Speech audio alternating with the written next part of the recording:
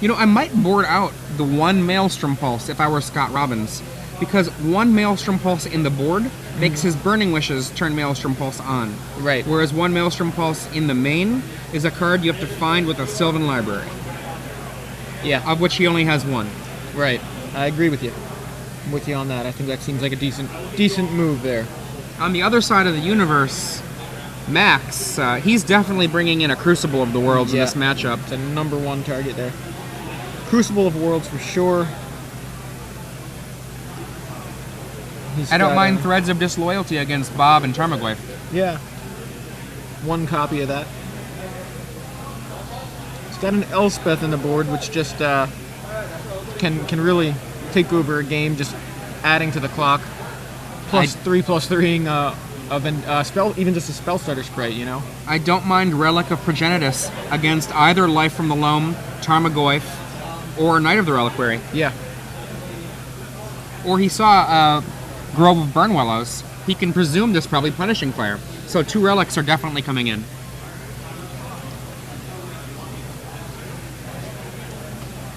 Spell Snare also seems quite reasonable. It's a lot of cards here for Max. What are his cards that are not as good?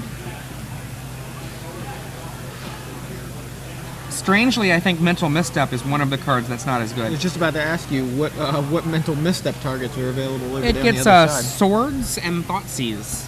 Thoughtseize is not a joke, but I mean, I'm not sure that having 4 copies of Mental Misstep when there are so few targets is reasonable.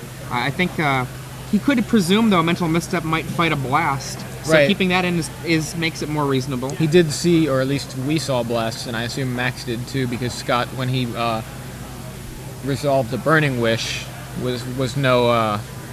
He wasn't. He kind of just did it right there in front of Max, not really. I mean, maybe you drop down to 3 Mental Missteps just to have access to them, but not necessarily to, have a lot of them. Right. But I mean, there's a lot of cards to fit in, and not many cards that I actually think I would want to take out. Yeah, those spell stutters seem particularly effective against the Mox Diamonds. Oh yeah. Just for that free. I mean, you don't even get to do the trick where you kill the spell stutter sprite to stop the counterspell. It still has 0 fairies in play, so it'll still counter a Mox. Yeah.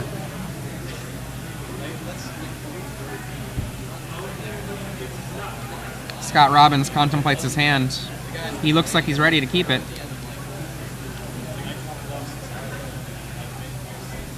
Max seems a little less certain. To the mulligans.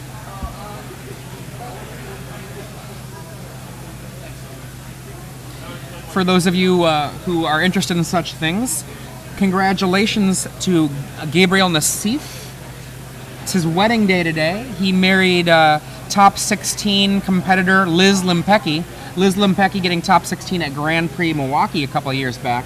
So we've got a magic wedding that happened today. And in addition to that, congratulations once again to Jamie Wakefield. Happy birthday. You made it another year. Congratulations, you made it another year. Well, I mean, he's been doing some mixed martial arts stuff lately. Oh, okay, so maybe it's he made it another year. Fair comment there. If you ever get a chance, you should read Jamie Wakefield's writings online. Not only are they really entertaining, but he's basically interested in computer games, mixed martial arts, and magic.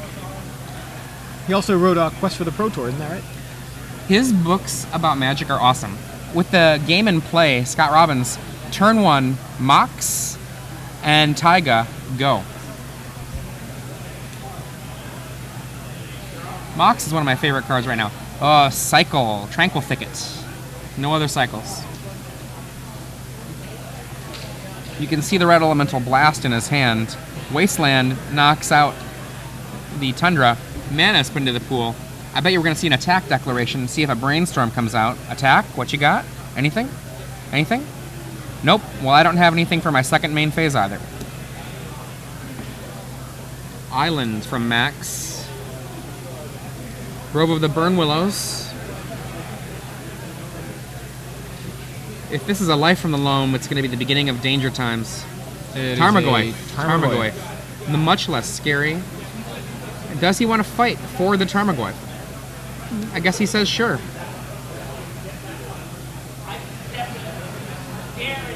And the Goyf hits the table.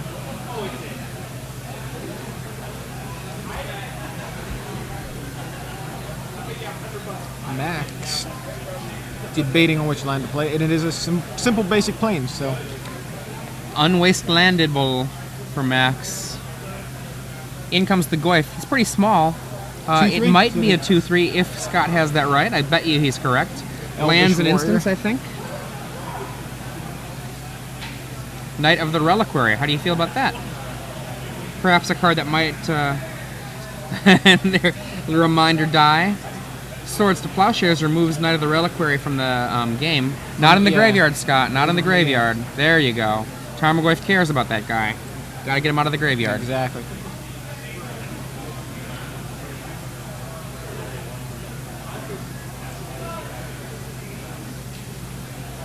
Alright, Max, you have your third land drop? I think he does.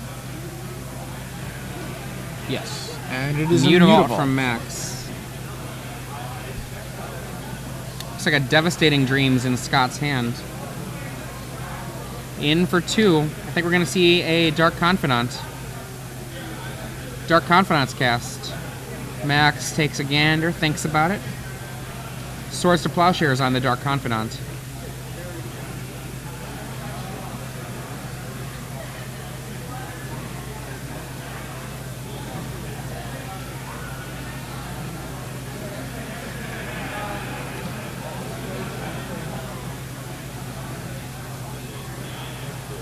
Land.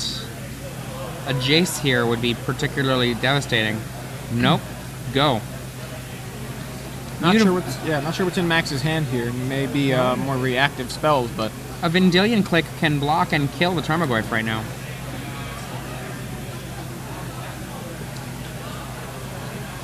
Scott's contemplating whether he wants to attack. Here comes Tarmogoyf. and There's the Vendilion Click. Vendilion Click. What you got? Looks like a Burning Wish, a Devastating Dreams, and a Mox. Yep. I would get rid of that Burning Wish with a quickness. Get that out of there. That card represents life from the so loam. many different things, yeah. I would say it just represents life from the loam. That card by itself. And he agrees. Scott Robbins draws. Vendilion Click blocks. We now see a clear board. And off the top, Knight of the Reliquary.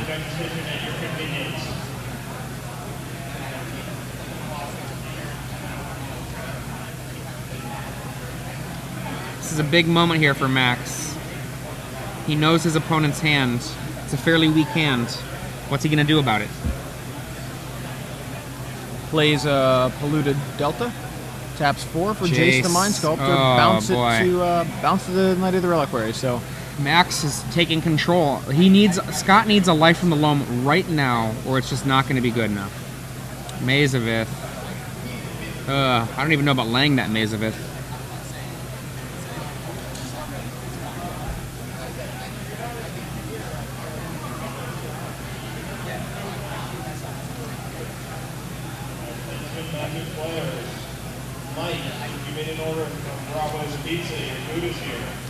Max determining exactly what he wants to do here with Jace. Obviously, what he wants to do is brainstorm, but unfortunately, there's a knight there that he has to worry about. Relic of Progenitus. Now even the life from the loam as an escape hatch has been shut down. I think you've just been forced into relaying the knight. And, Bob. Dark Confidant.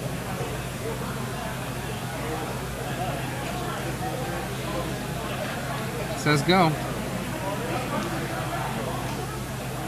Activates the relic. Lose a card of your choice. A lot of people forget that it has a tap ability. Yeah. They just use it like it's a Tormod's Crypt. Alright, there's a Brainstorm from Jace. See a sort of Feast and Famine there.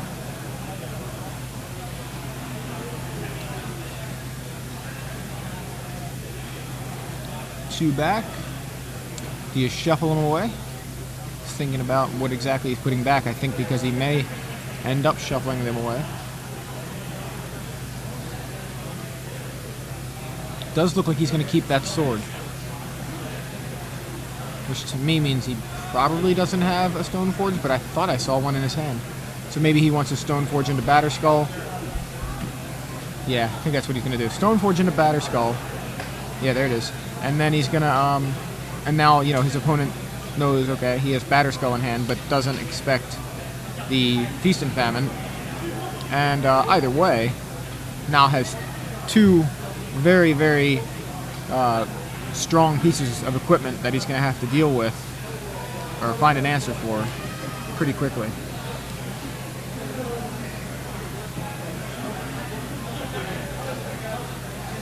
And was that another Burning Wish? I couldn't quite see it. Off of Bob? I didn't see what it was. It was a foil, and I want to say it was a promo. There's a second Mox Diamond from Scott.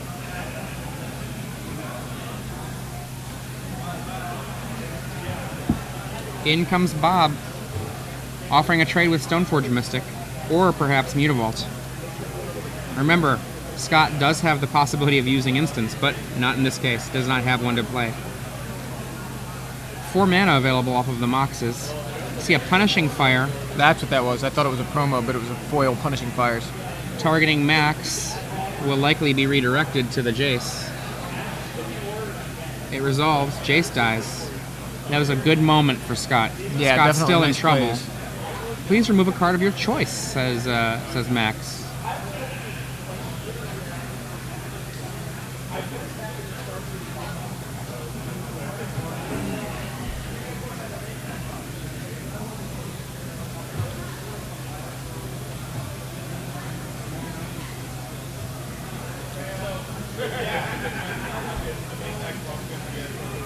Max now appears to be setting up for a sword. There's a Sword of Feast and Famine. Yep, Sword of Feast and Famine, go.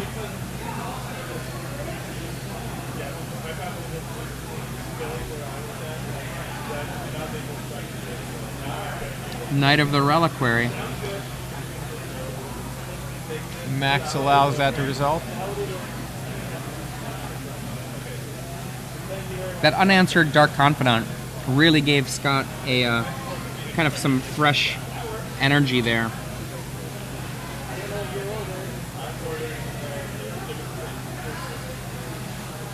Alright, so Max activates the relic and Scott removes another card from his graveyard.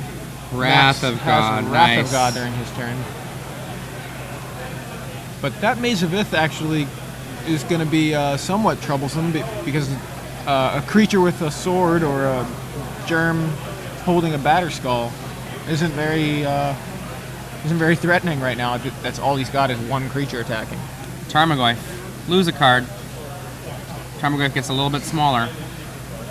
Knight of the Reliquary being removed.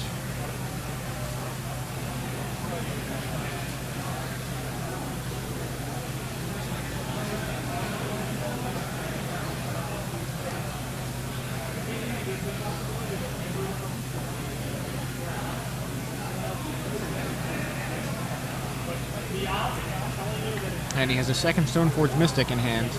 And there it is. Stoneforge much better at holding a sword than a Mutavault. Absolutely. But either one gets untapped by a Maze of Ith. Well, as a blocker, you know. Oh, like- sure. Definitely great at blocking.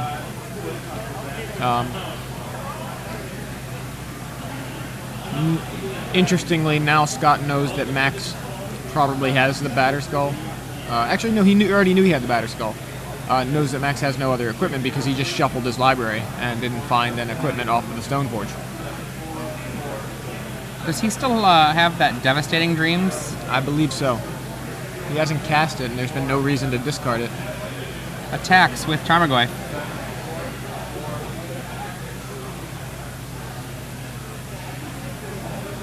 Max, Path to Exile. Wow. And Path to Exile takes Tarmogoyf out of the equation.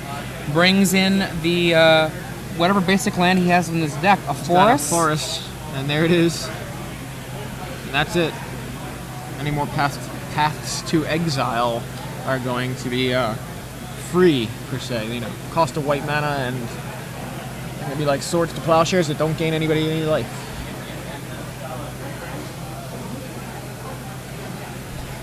Laying that land becomes a little bit more problematic now, because by doing so, he can't Devastating Dreams to kill away that Stoneforge Mystic. I don't think his cards in hand are actually any good, so tossing them aside would have been just fine, I think.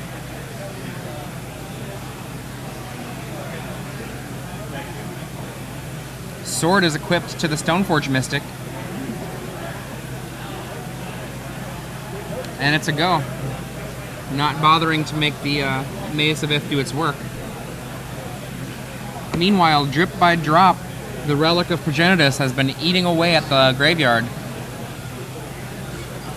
Is that a Phyrexian Metamorph, I think?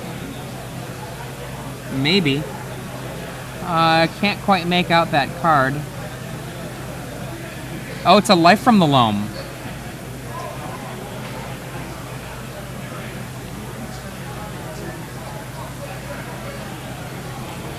This is exactly the card that Scott's been waiting for.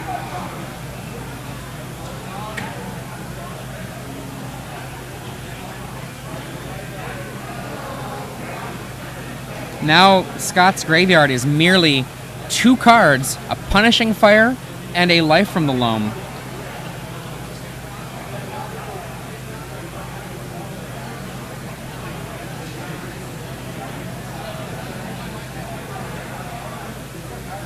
Between the Grove of the Burnwillows and the Tranquil Thicket, he should be able to get back one of those cards into his hand.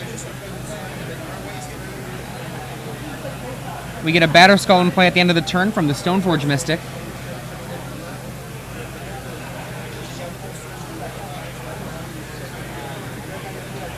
Max draws.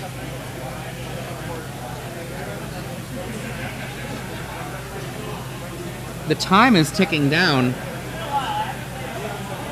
15 minutes remain in this match. We're just in the middle of game 2 here, though. Attack with a bunch of stuff. Wasteland hits the Mutavault. Wasteland is in the yard for that sacrifice effect, so he bounces the Wasteland back to, or sorry, the Mutavault back to his hand with the Riptide Laboratory. Maze of Ith untaps the Stoneforge Mystic, and the Batterskull hits for 4.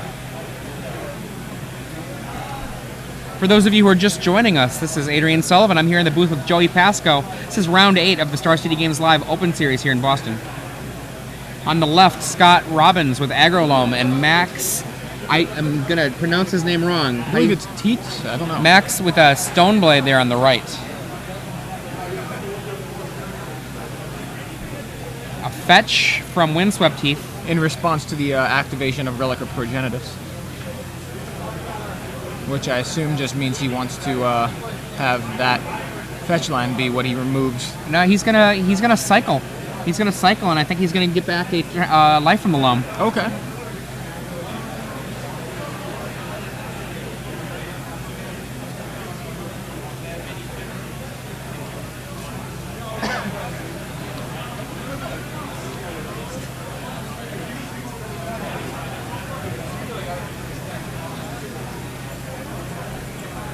Returning Life from the Loam, dredging. Or is that returning the Punishing Fire? No, it's not the Punishing Fire. Didn't look like there was any dredge happening. Yeah, there needs to be a dredge for that to work. There it is.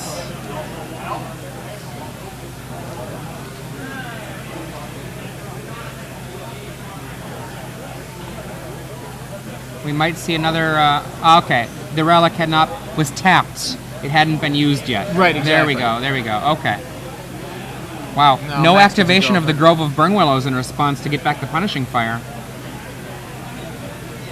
Oh, he could get that from the Batterskull. The Batterskull lets him get the Punishing Fire back. There we go. Ah. A lot of cards in Scott Robbins' hand. I believe he still holds on to that Devastating Dreams from before. A Devastating Dreams for 4 would be devastating.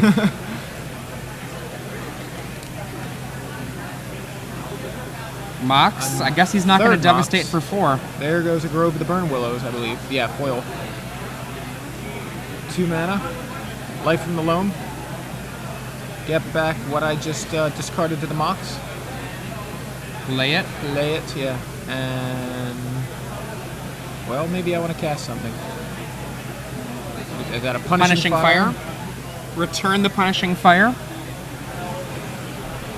And shoot it again. That works just fine, too. Yeah. Scott Robbins' deck shifting into a mid-range control deck here.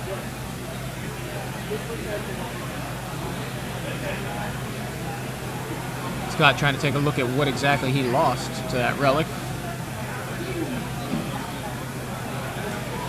Here comes Mutavault. Mutavault gets equipped. And then here comes Batterskull and Mutavault. Untaps the Mutavault. 4 damage. Also lifelink though. So Punishing Fire returned by Scott Robbins.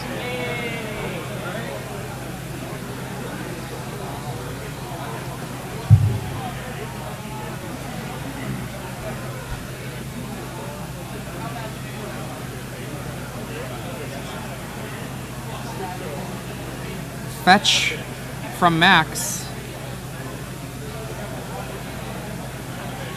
Gets a Tundra.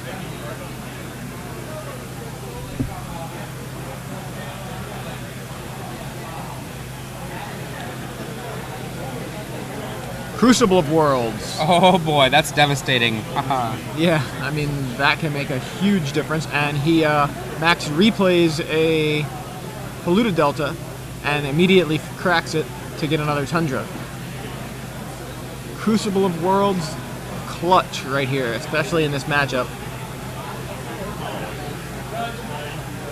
Judge!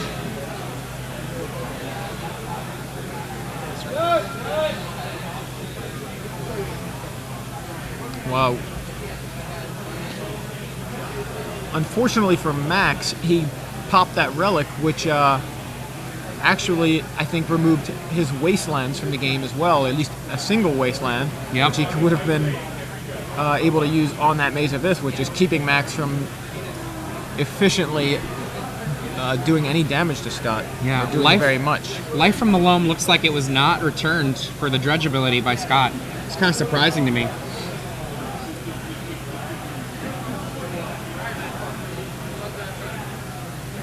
We're about to hit the 10-minute mark in time remaining. And we've only got 1 game done for these guys so far. Definitely a very tight match here. Very tight game 2, specifically. Path, he removes it from the game, only has the 1 forest. Paths right now are an incredible removal spell for Max. And again, another card we're mentioning here in Legacy that is available in Modern. Path to Exile, probably the best removal spell in Modern. We see the one of Ancestral Visions on the table there, ticking down.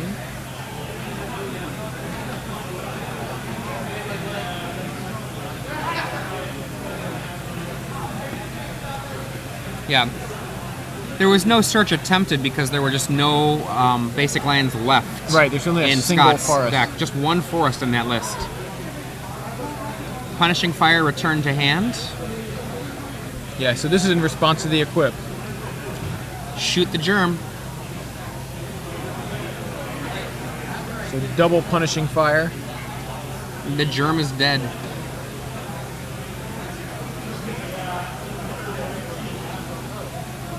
Now, how devastating would Pulverize be right now? To who? There, yeah, well, that's true. Wasteland for Scott Robbins. That's very true. In comes Mutavault with sort of Feast and Famine. Goodbye, Devastating Dreams. So Scott now empty-handed, which is crazy considering how many cards he had in his hand a couple minutes ago.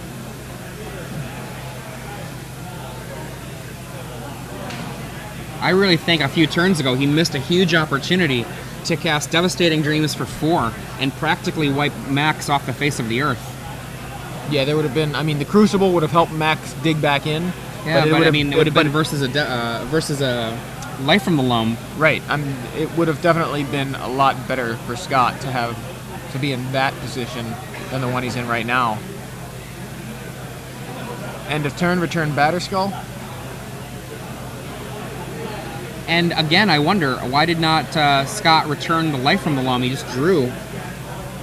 Yeah, he could Life from the Loam back at that Mazavith that just got destroyed by the Wasteland. Now, of course, Max can continuously replay the Wasteland to destroy. But again, the issue though is you get the opportunity to start using your Life from the Loam. You can start getting 3 cards for your Life from the Loam. Yeah. There's a Wasteland for Grove. Grove brings back Punishing Fire.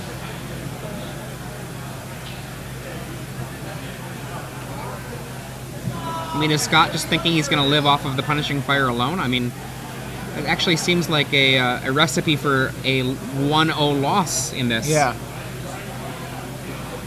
There's the Batterskull again. There's the Germ. And you were not aware your pairings for your 4th and final round were up. Max forcing Scott to use the Punishing Fire Grove combo yet again twice to destroy the Germ in response to the equip. About 6 minutes remain. Scott now does have 3 land in the yard, so if he doesn't return that Life from the Loam, I'm going to be frowning. Maybe he didn't remember that part of it, that dredge ability. Or he's just got some other sort of plan.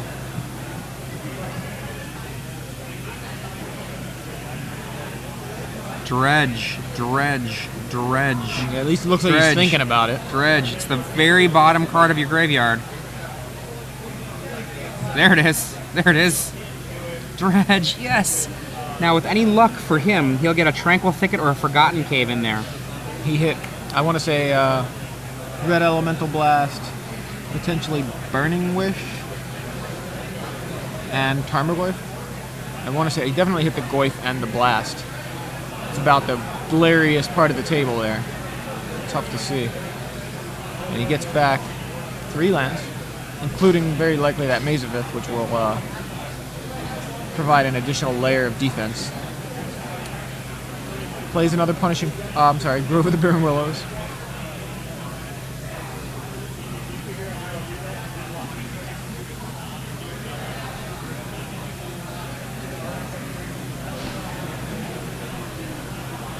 There's a Wasteland from Max.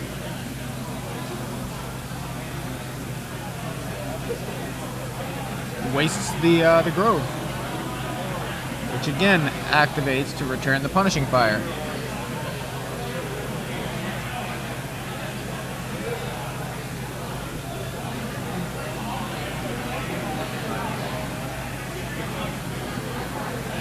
And there it is. That looks like a Forgotten Cave. One of the things I love that Ian DeGraff taught me a long time ago. Expressed, that I think is a very reasonable statement, that there is no rational card draw engine that is more absurd than Life from the Loam. Some people are like, well, what about Necro? Necro is not a rational card drawing engine. There's a Spell Snare for a Life from the Loam. We got a Mazavith put down. Mazavith. Guess I'll have to wait till next turn to get the Life from the Loam engine going again. Returns the Batterskull. Ancestral Vision's now resolving. Now Max getting 3 free cards. Well, I mean, 3 cards, yeah. And then his draw phase. Less than 5 minutes remain.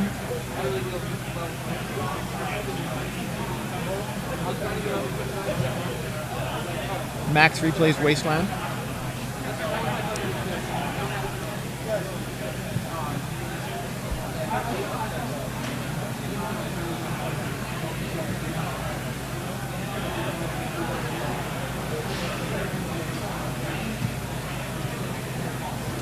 Max brainstorms.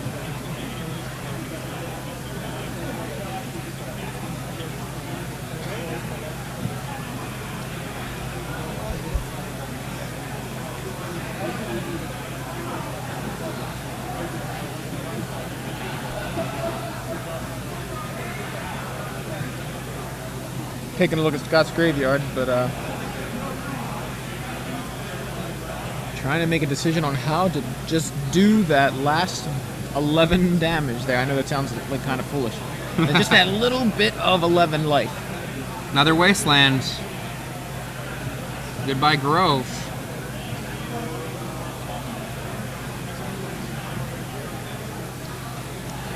Back comes Life from the Loam. Looks like a Tranquil Thicket and a Wasteland are revealed there. How realistic is it for Max to try to deck Scott? Not terribly unrealistic. I guess we're going to see a Vendilion click here to get rid of the Life from the Loam, I think. I believe you're correct.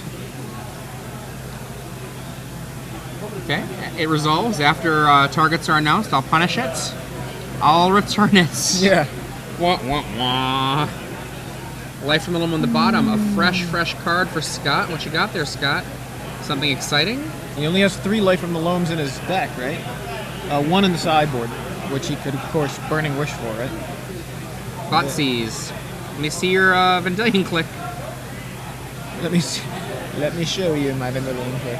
Brainstorm, Swords to Plowshares. Looks like 4 land and a Batterskull. So is it the Batterskull or the click you want to hit? He gets rid of the click. Makes sense. The click can take care of another Life from the Loam should he draw it. Exactly. Scott lays the land. I actually think this was Scott's game to win, and that the turn it went away was when he did not Devastating Dreams and just tossed his whole hand away to try to destroy the board for Max. It would be a different game. That's Wasteland. Another moment was the fight over the turn 3 Tarmogoyf, or turn 2 Tarmogoyf.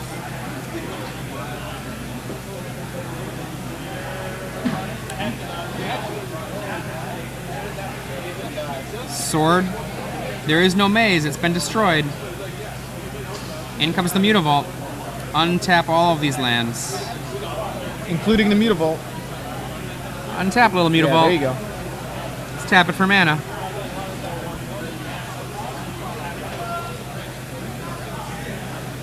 Batterskull once again. Scott at 4 life.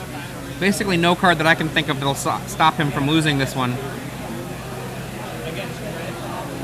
You got to commend Max for playing quickly and efficiently, even though at this point in the time he doesn't actually need to play to win. He can play to not lose and take the match. Burning Wish for Pulverize would make it so that this is a 1-0 win for Max instead of a 2-0 win for Max. Right. Legacy players, that is time in round number Ooh, 8. That's time. it The might players may still have be a couple- 1-0 win. He may have a couple minutes of extension because they are under the camera.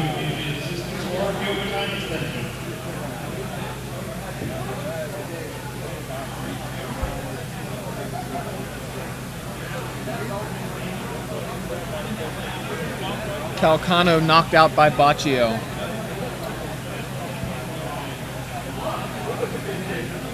And it looks like they're scooping him up. I don't know if that was a concession or an actual win, but I think, Max, I think, actually won the game. Well, either 1-0 or 2-0.